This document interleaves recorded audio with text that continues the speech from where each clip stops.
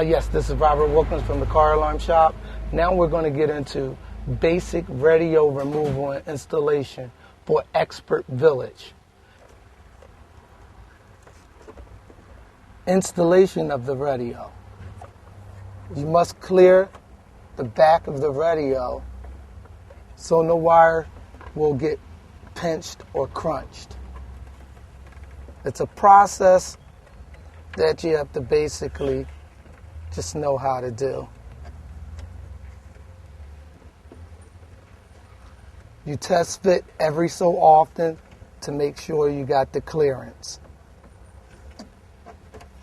And you can follow this procedure almost every time.